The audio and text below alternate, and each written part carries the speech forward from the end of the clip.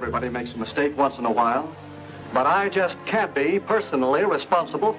That's one of the weaknesses of a partnership, isn't it, Sid? Well, maybe you better incorporate the store. Incorporate? Yes. Incorporating would give you the big advantage of what you want right now. Limited liability. You start with a group of people who want to invest their money in a company. Then these people apply for a charter as a corporation. This government issues a charter to that corporation. Now that corporation operates legally as an individual person. It is not a group of people. It is under the law a legal person. Imperial Steel Incorporated has many of the legal rights of a person. It can buy and sell property. It can borrow money. It can sue in court and be sued. It carries on a business.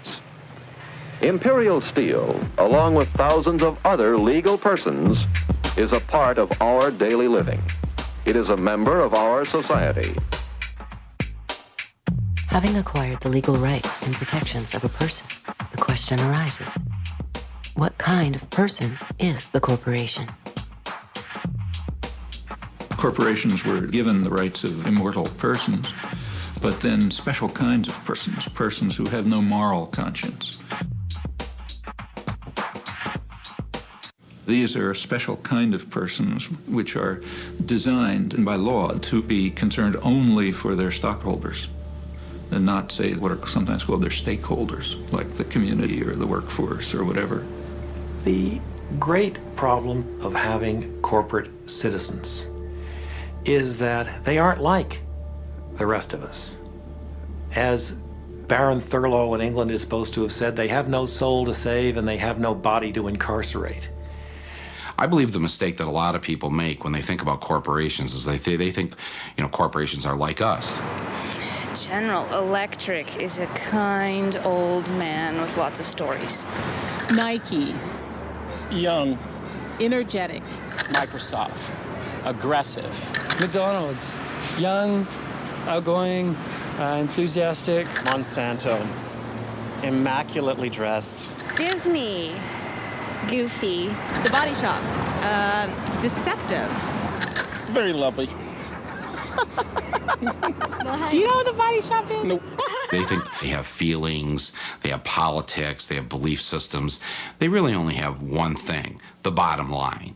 How to make as much money as they can in any given quarter. That's it. Of course they make a profit, and it's a good thing. That's the incentive that makes capitalism work, to give us more of the things that we need. That's the incentive that other economic systems lack.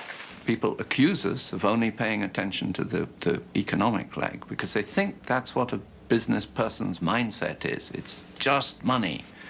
And it's not so, because we as business people know that we need to certainly address the environment, but also we need to be seen as constructive members of society. There are companies that do good for the communities. They produce services and goods that are of value to all of us, that make our lives better, and that's a good thing. The problem comes in the profit motivation here, because these people, there's no such thing as enough. And I always point out there's no organization on this planet that can neglect its economic foundation. Even someone, you know, living under a banyan tree is dependent on support from someone. The economic leg has to be addressed by everyone. It's not just a business issue. But, unlike someone under a banyan tree, all publicly traded corporations have been structured through a series of legal decisions to have a peculiar and disturbing characteristic. They are required, by law, to place the financial interests of their owners above competing interests. In fact, the corporation is legally bound to put its bottom line ahead of everything else, even the public good. That's not a law of nature. That's a very specific decision, in fact, a judicial decision. So they're concerned only for the short-term profit of their stockholders, who are very highly concentrated. to whom do these companies owe loyalty? What does loyalty mean? Well, it turns out that that was a rather naive concept anyway, as corporations are always owed obligation to themselves to get large and to get profitable. In doing this, it tends to be more profitable to the extent it can make other people pay the bills for its impact on society. There's a terrible word that economists use for this called externalities. An externality is the effect of a transaction between two individuals on a third party who has not consented to or played any role in the carrying out of that transaction. And there are real problems in that area, there's no doubt about it.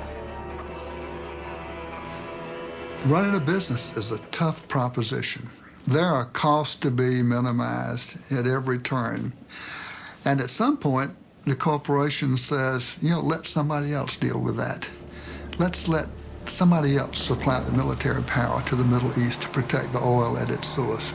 Let's let somebody else build the roads that we can drive these automobiles on. Let's let somebody else have those problems. And that is where externalities come from, that notion of let somebody else deal with that. I got all I can handle myself. A corporation is an externalizing machine in the same way that a shark is a killing machine. Each one is designed in a very efficient way to accomplish particular objectives. In the achievement of those objectives, there isn't any question of malevolence or of will. The enterprise has within it, and the shark has within it, those characteristics that enable it to do that for which it was designed. So the pressure's on the corporation to deliver results now and to externalize any cost that this unwary or uncaring public will allow it to externalize.